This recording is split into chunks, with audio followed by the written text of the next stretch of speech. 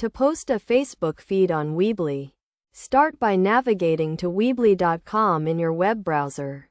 This will take you to the main page, where you'll see various options such as website, items, borders, fulfillment, reports, marketing, communications, and settings. At the top right, you'll find upgrades, support, the setup guide, and your store name. Click on your store name to check if Facebook is connected. You'll need to sign in using your email and password. If Facebook is disabled, you'll need to create an account or connect it.